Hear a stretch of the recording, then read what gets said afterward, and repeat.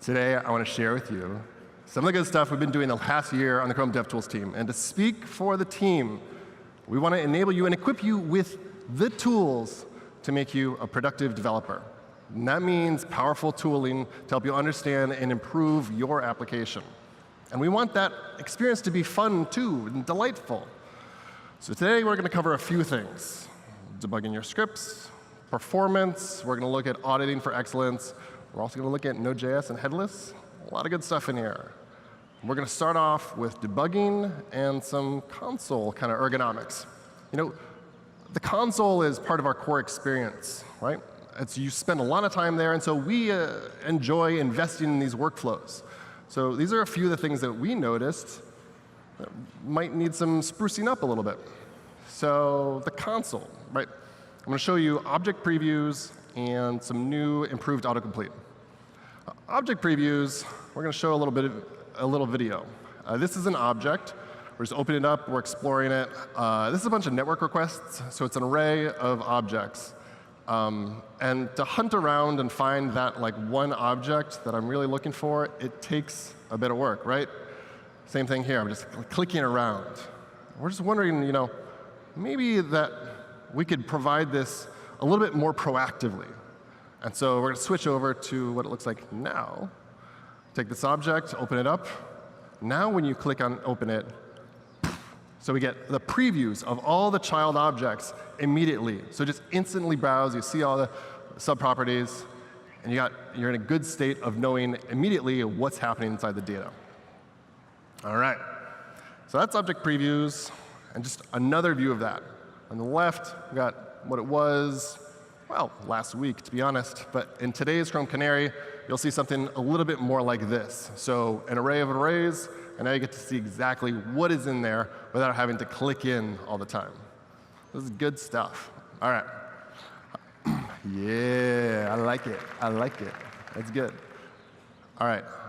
Now I'm going to show you some autocomplete stuff. I'm going to come over here to my machine, take a little sip of water. We're going to pop over into the console. All right. So we're here in the console, and let's bring it in on about blank solid page. Now, you're at the console. You like to type things, and we want to make sure that it's very fast for you to get completions so that you are just able to do the work that you want to do. I'm going to look at document, and we'll look at document.head. And now I want to make sure that I want to look at the child nodes, OK? So I'm going to switch over to child nodes. Now at this point, I've had these little auto-completion as I type all these things in because we know exactly what document head is, right? But then we reach this point where we type in $0, and we've done this kind of array access, right? Now, when we do $0, then all of a sudden, the completions, they used to just completely fail. So I'm just happy to report that now you hit period, we're like, no problem, array access, you got the completions too. All right. Now, another one. Let's say that you have an object. Object looks maybe like this guy. So the properties have dashes, and so you might know where I'm going with this. Let's switch this over. If we take this and now we run this in the console, then classes dot, I can't because there's dashes, right? Not a problem. Square bracket notation, no big deal. And square brackets will just make sure that you have the key names right here, too. So good stuff, but we can do a little bit better.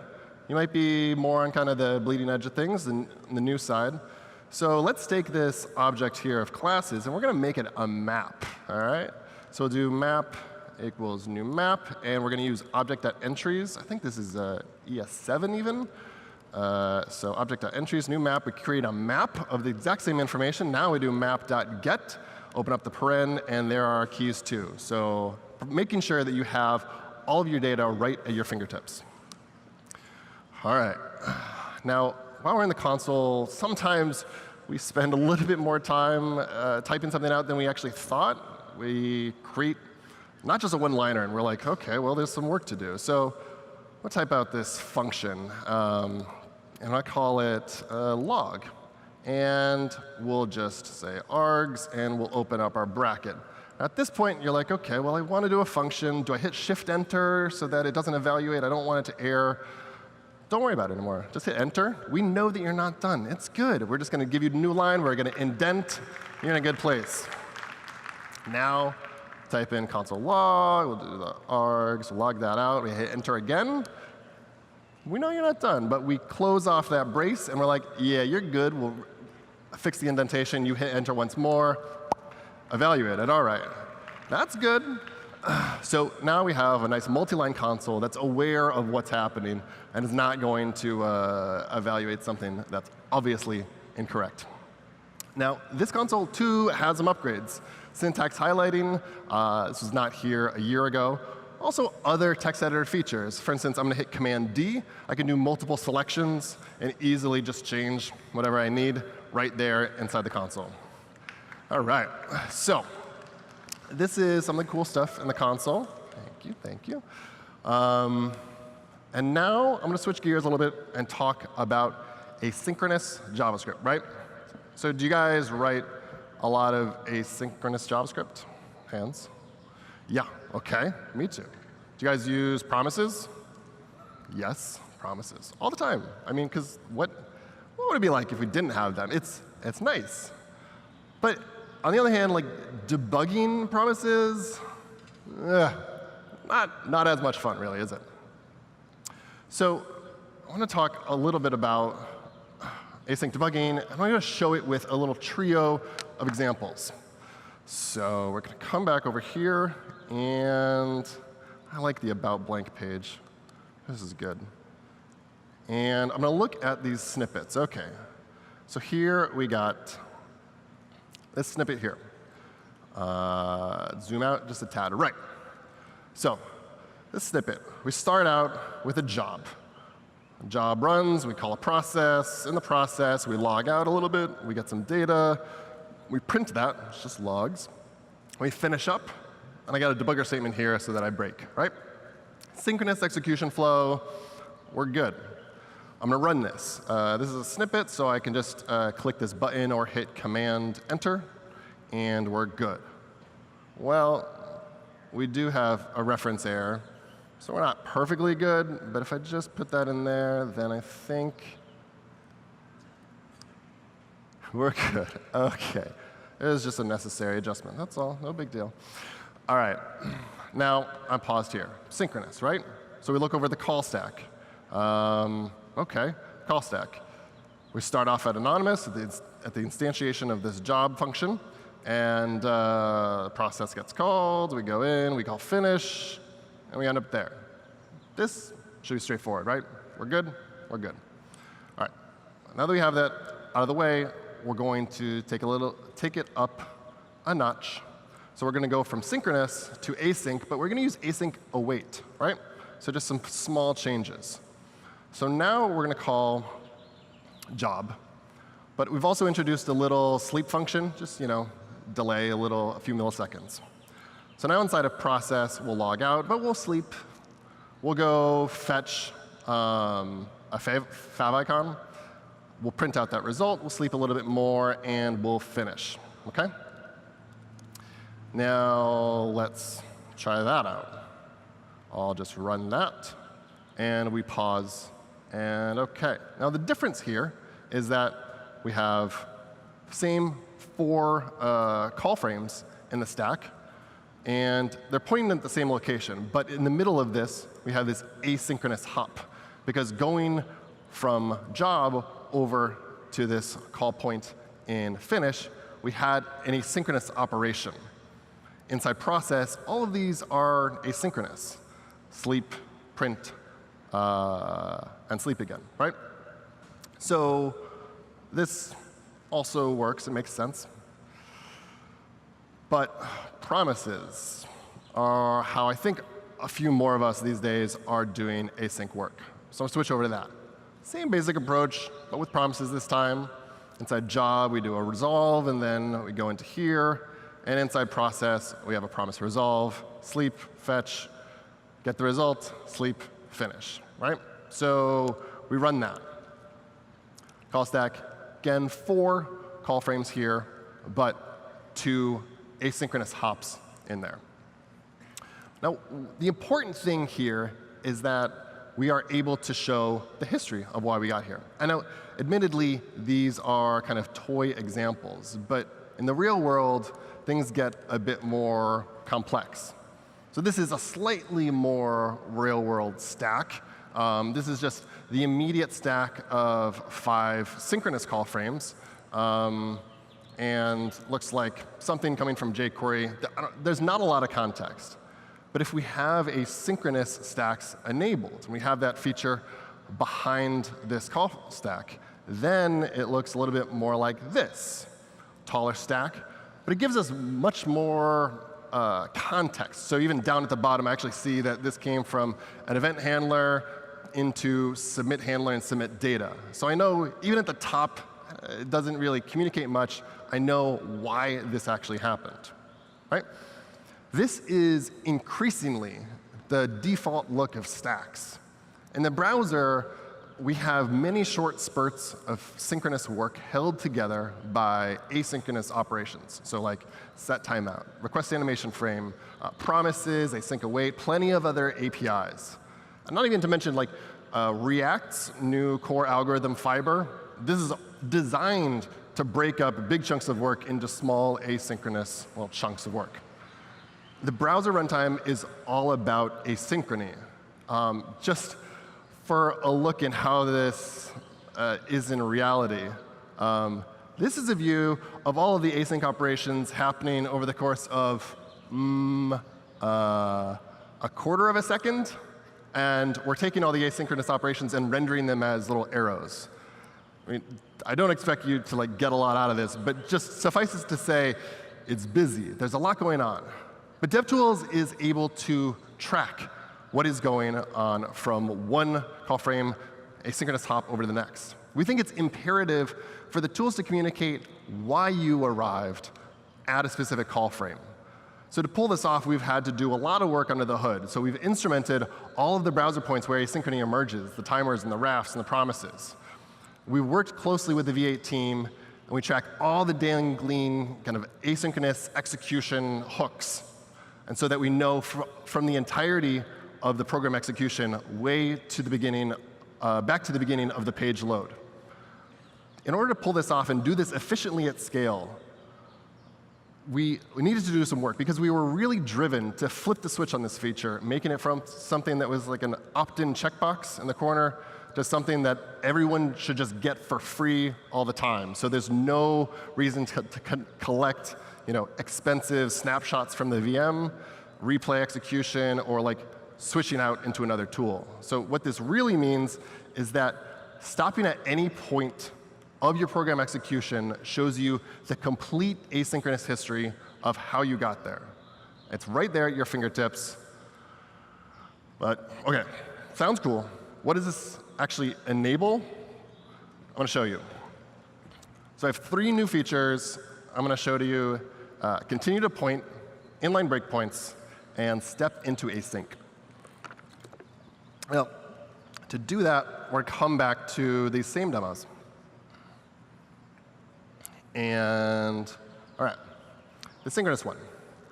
Place a little breakpoint here on line 8. And we're just going to start the execution. We pause. I'm going to hit step over, because I'll just want to work my way down the result, print the result. OK, at this point, I can inspect the result. OK, great. Perfect. This is a common debugging scenario. But let's bring it over to the asynchronous world. So here, I'll place the breakpoint. I'll run pause. Now I'll step over. And I get to step over. And this time, all of this work is asynchronous, but we're still able to use the nice convenience of step over. We've made that asynchronous debugging experience feel just like it was synchronous. Now, step over, so it works great with sync code and with await async. But we often do this a lot of times. Either you're stepping over, or you'll be like, you know what? I'm here on this log, here on this line, and I want to jump down to this. I'll just set a breakpoint right now. I'll play execution. But it happens a lot. So we wanted to make sure that there was a bit more of a convenient shortcut for this. So that's continue to point. So now if you're paused, you hold down the command key or the control key, and we're going to highlight in blue a few destinations inside this function that are available for you to just jump to. So when you click on one of these destinations, we're going to allow the execution to go forward, and then we're going to pause you right there. So I'll do that. I'll just click on this print, and we just let the execution go forward. Now I'm paused here, and of course, I can just inspect this response. It's just a little bit of a convenience. Cool, thanks. Now, promises. OK. I'll pause here and step over again. What do you think? I mean, how do you feel about me stepping over at this point? It's like, yeah, like, what happens? I don't know, what does? Yeah, we just jump like right to the end. We are now exiting with a return value of a promise. None of this work has even happened yet. And it's just like, I don't know. So we don't have the power of async await, the nice convenience of step over. That's not going to work for us. But we want to have this power. So we actually thought about this and figured maybe there's another way that we can do this. And that led us to inline breakpoints. So now, because what I really want is I really just want to pause like here, I want to see what this result is. So I want to pause here. So I'm just going to put my breakpoint on 14. We're going to highlight a few areas in that line where we can actually pause. And so, that spot right there, I'll turn that on and flip that one off.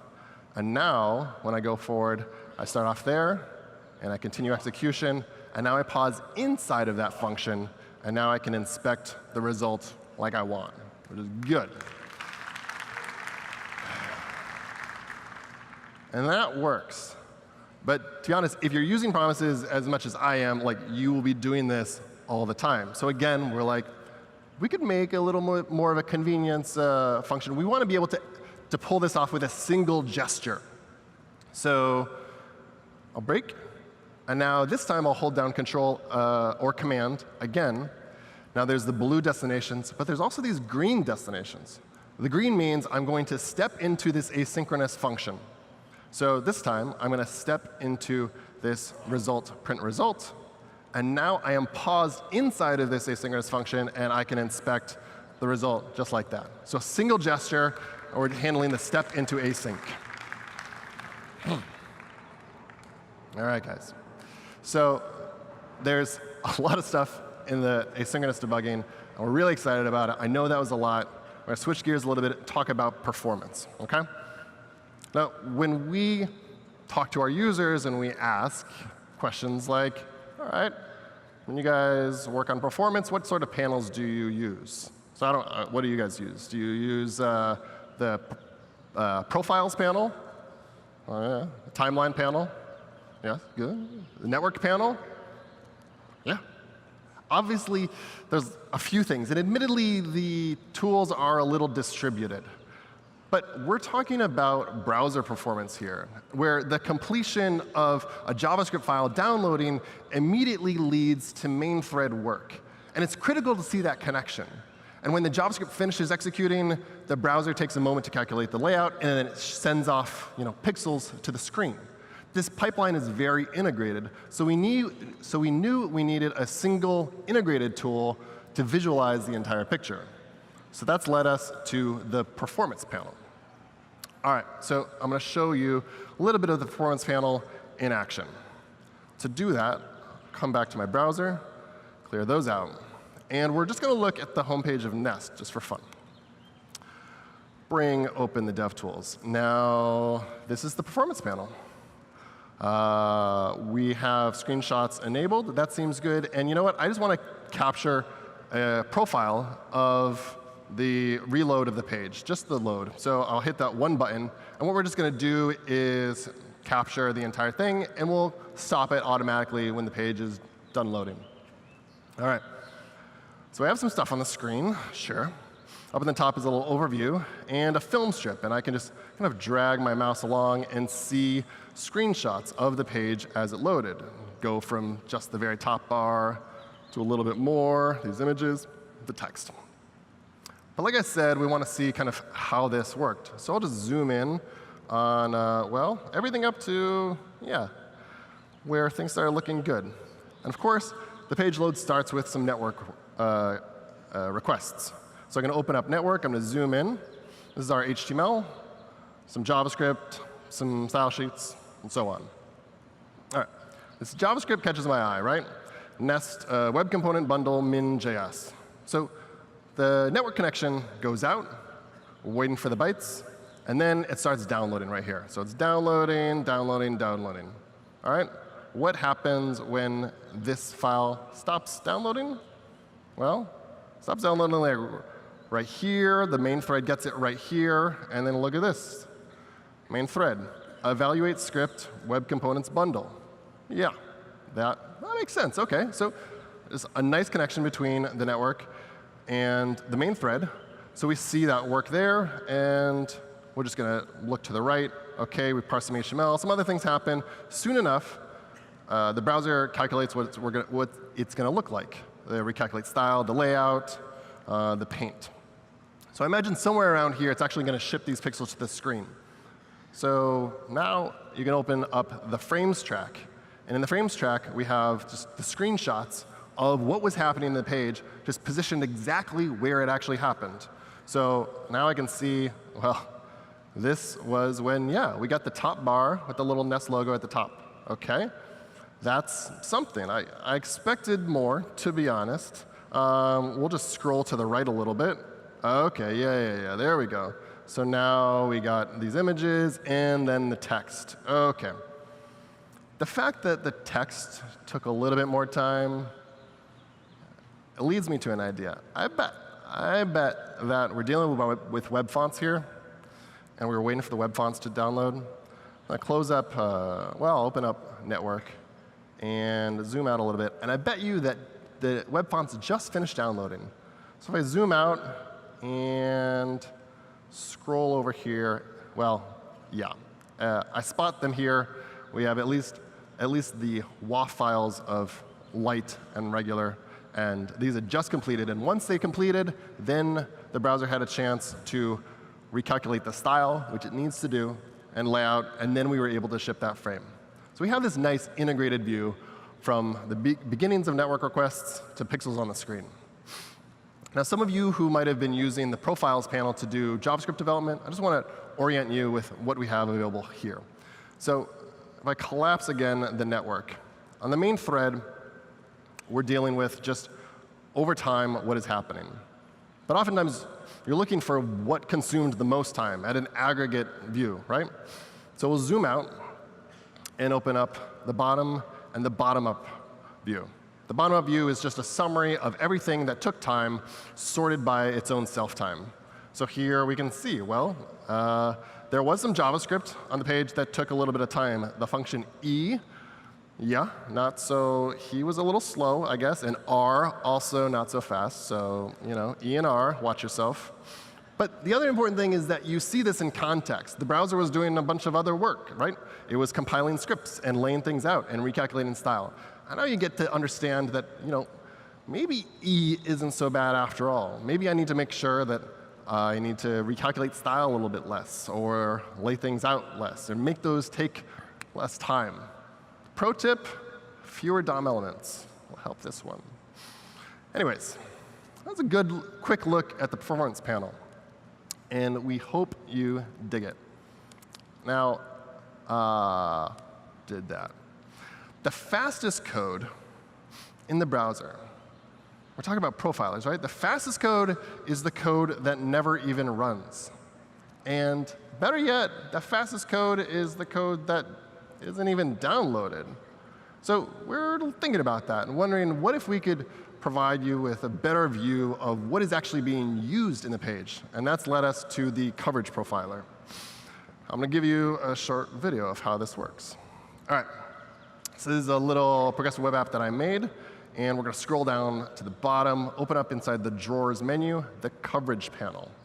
All right. At this point, we could just hit record and start collecting data. We're actually going to get instant data, especially from our CSS, because we know what's applying to the page right now.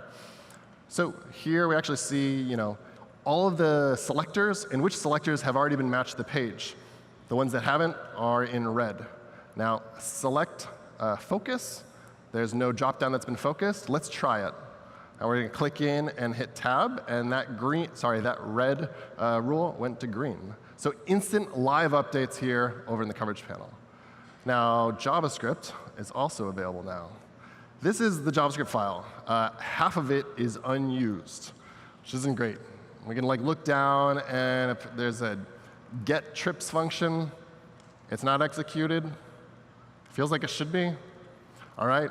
Well, we can just try it out. We're going to select a schedule. We'll go from San Francisco down here to Mountain View, and boo, yeah. All right.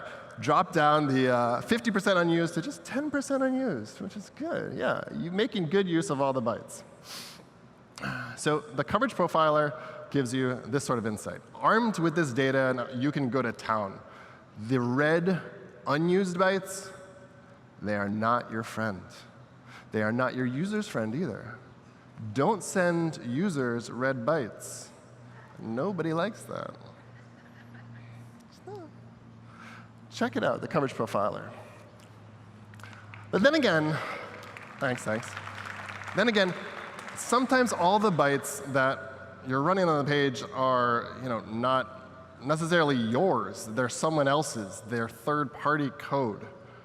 So when you see a big waterfall of a network waterfall of a big site, you're like, a lot of stuff going on. Like, who is this? And this is, a challenge. You should know exactly what is happening on your site and who it is. So it's all about attribution. We thought about this, and we have a new feature to show you. You can try this out in Chrome Canary now. And it's some third-party attribution. Now, the command palette is a great place to turn this on. Command-Shift-P, type in third-party, type in badges, flip this on. And once you have this on, you go over to something like the network panel. Now, next to the network requests, we're going to throw a little badge next to it. So next to the file name, we'll say something like DC. When you click on DC, we'll just be like, it's double-click. And then you'll see a GA badge and be like, who is Google Analytics? And we're doing this for a lot of different third-party code, ads, analytics, tracking, all sorts of stuff. This is available in other places, too. So in the console, whether you have logs or errors, and you're like, who is this coming from? Like, VM script, I don't even know. That doesn't tell me much. We're going to tag it there, too, and put the little badges in. You can find out. Also, over in the timeline, you can take that bottom-up view, group it by product, and see, OK, it looks like these guys are spending a lot of time on my main thread. It's cool. Yeah, I know. That's good. All right. So I'll come back here. Yeah, that's good. We got a good amount of data in here. We're recognizing over 1,400 different products, and that means over 5,000 domains that we're keeping track of and showing. The data is just kind of built in there, but we have a little link, report mismatch. If anything looks fishy to you, click it, report it to us. We want to make sure that the data is super useful to you and as accurate as we can be. All right, that brings us to authoring. We've covered debugging, performance insights, but there's some other key actions in your workflow, and we've added some features there. I think you're going to like them. Some good stuff. This one, cookie editing. You've been able to view cookies for a while, not been able to edit cookies. I know you were excited about this one. Yes, it's been a long time coming. We have cookie editing. We're good now. We're good. OK. The next one is a good one. Change tracking. So often you get into this case, right? You're editing the CSS, you're just tweaking something. You make a bunch of changes. At this point, you've got it to where you want it to look like. You kind of have lost track of all of the changes that you've made. So down in the drawer, you can open up the changes view, and we're going to summarize. We're going to give you a diff of all of the changes that you've made file by file. Yeah. Thanks. This is an experiment as of today, but we'll be turning it on in Canary by default. Oh, Monday? Monday. Let's do that. OK, good. All right. Screenshots. Ooh, yeah. All right. Check this out. So we're looking at the Google Store, right? We want to take a screenshot of the page. Now we're going to use that command palette, right? Command-Shift-P, type in screenshot. Yeah. And we can just capture the screenshot. Captures it at ping. We can open it up. Boom. Easy. All right.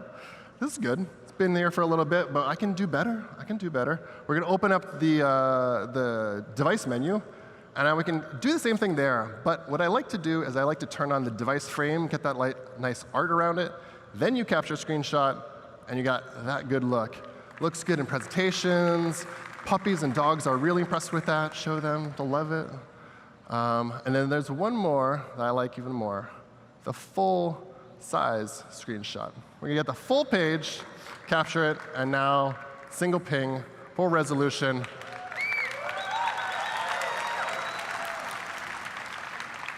Yeah. I'm right there with you. I'm right there with you. All right. There's one more. I had to sneak this in. I like to call it breakpoint resolving. You know how sometimes you put a breakpoint on a page, then you go change it around, and then all of a sudden, it's not on the line that you meant for it to be on, right? It's that's kind of a pain. So I'll do that here. I'll place this breakpoint, put it on, I put the breakpoint on construct select. Now I'm going in my editor, I'm moving things around, adding a log. I'm going to come back. It's there, but when I refresh, it's in the first run function. Different thing. It's not where I left it. I'm like, nah. All right. In the now, you'll see this in Canary, beta. You just refresh. We keep the position. We track where that was. And even if you change things around a little bit, we're going to make sure that the breakpoint stays on the same line. All right. Yeah, it's good. Not going to work all the time. If you completely change things, we're going to lose track, but we're going to do our best. All right. Now, I wanted to share with you one of my favorite parts here. It's good. So about the past year and a half, personally, I've been working on the Lighthouse project. And Lighthouse is great. It gives you a lot of insight into what's happening and the sorts of improvements that you can make, right?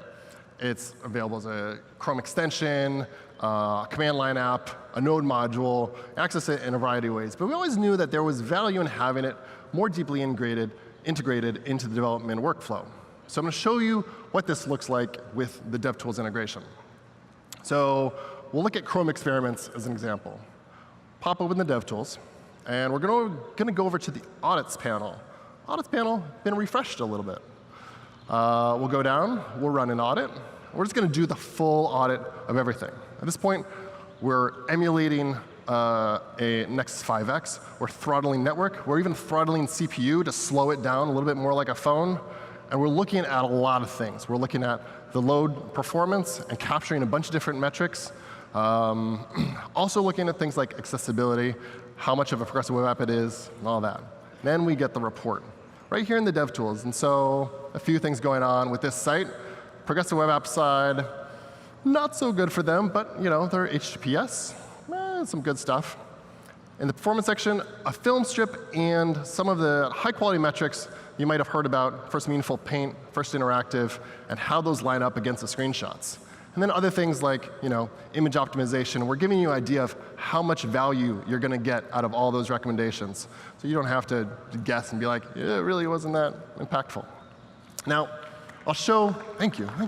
I'll show one more thing while I'm at it, though. Google, I just ran this on the Google homepage. And the accessibility results were kind of interesting to me. So I opened that up. And because we're in DevTools, now when you hover over this node result, we're just going to highlight it up there. You can click through and just start inspecting it in the elements panel.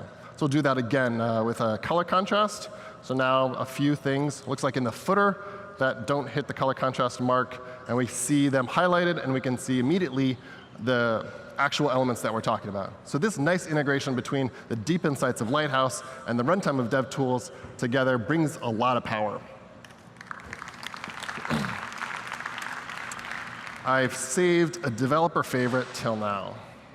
Headless browsers, they enable you to create automated tools that can run in a variety of different settings. And people do a lot of things with this. Text extraction, screenshots, and performance testing, security testing, unit testing. I mean, everyone here, how many of you, raise your hand if you're using a headless browser of some sort in your workflow. Yes, of course. A lot of things. And we've seen this happening, and for the longest time, us on the Chrome team, we've been wanting to provide a contribution to that scenario, to those workflows. And so today, we're happy to officially announce the availability of Chrome Headless. Chrome Headless works great on all OSs, Linux and Mac and Windows. It's working great in all these places. Windows, Chrome 60, a little bit newer. The other ones are in great shape. And so this enables quite a bit. There's a lot to come. Selenium support, for instance, is right on the way. We're really excited about this. Now, right now, things are a little bit low level. There'll be higher level APIs coming soon. There's a big, flourishing developer community coming around Chromium Headless right now, and its primary API, which is the DevTools protocol. So I encourage you, if you're curious about this, check it out. There's a great blog post from Eric Beitelman about Chrome Headless, and it's going to get you started with how things work and all sorts of tools available right now. All right, last thing, Node.js. So who here develops with Node? Yeah, me too. There's a lot going on. Last year, a year ago here, we announced that Node.js could be debugged and profiled with DevTools. Well, we announced a pull request that enabled it. The pull request is submitted. We're like, we'll announce that, because that's what we got. But soon enough, yes, the pull request got merged into Node.js, and it shipped. And so now we're in a great place. Because a lot of us developers, we spend time both in the browser and in Node. And we want to make sure that the experience in debugging Node is good. And so I'm going to show you some improvements to the workflow that we've made. And to contrast it to what debugging Node was like 2 years ago, is good. It's so good. All right. I'll show you a little bit of stuff here. OK. Now, I'm actually just going to be, this is how I debug Lighthouse when I'm working on it. And I'll bring back open this browser, this one. Yeah, great. Now, I'll do something like this command, right? Node, and I'm going to be running this script. But anyways, the important thing is inspect break. This says that I'm going to start inspection, and I want to put a breakpoint on the very beginning. OK? Otherwise, I'm just running Lighthouse. So the first thing I hit enter. This URL pops out. Now, if you've done this before, you've seen this URL, and you're like, OK, well, I guess I'll copy and paste it. And you can. You certainly can. But there are better ways.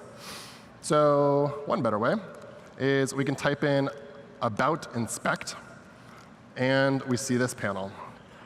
And the best one here that I recommend you clicking instead of this shiny-looking guy is the dedicated DevTools for Node. Now, this window is going to be dedicated to just Node. And so you can see immediately we broke on the program execution. And I, again, have all of the power that I need. I can continue, step in, and just go crazy. So that's good. But we can do a little bit better. All right. Now, this time, I'm thinking it would be good if I didn't have to remember that URL about inspect every single time. And this functionality was available to me in a bit more in an immediate place where I spend a lot of my time. So now I'm going to open up DevTools. And when I run this command again, I don't know if you spotted this, but right up next to the inspect element icon, there's a new one. A little green node icon. It's snuck in there, right there. We detected that there's a debuggable node, and we're like, you know what? If you want to debug that, we got you right here. So you can just come over and click that. We're going to pop open that same dedicated DevTools for Node window. The cool thing about this dedicated window, I love this, is, OK, this works, and I'm debugging, and I do what I need. And they're like, OK, found a bug, and so now I'm going to need to fix a bug, and da-da-da-da-da. I'm changing things. I need to run it again, and so I'll run it again. But because we have that dedicated window, it's like, hey, I'm right here. I got you. I'll pop right back open. So it's always there and connecting. So even if you have to restart Node, you have that one single window, and that's going to take care of you the entire time. All right. So I'm going to have to stop that. There we go. OK. You guys have made it. We've covered a lot. We've covered a bunch of new features in DevTools, from that great new experience with object previews, the autocomplete in the console, all the asynchronous debugging goodies, performance panel, coverage, third-party attribution, Chrome headless, Node, all sorts of good stuff. If you like this kind of a thing, follow us on Twitter. Great docs, updated regularly. And if ever you have bugs, we definitely want to know. If you have feature requests, we also definitely want to know. Any feedback, just tell us about your workflow and the sorts of things that work for you. new.crbug.com is where you can find us, reach us, throw us a message. We'd love to hear from you. Anyways, that's it for me. Thank you guys very much. Appreciate it.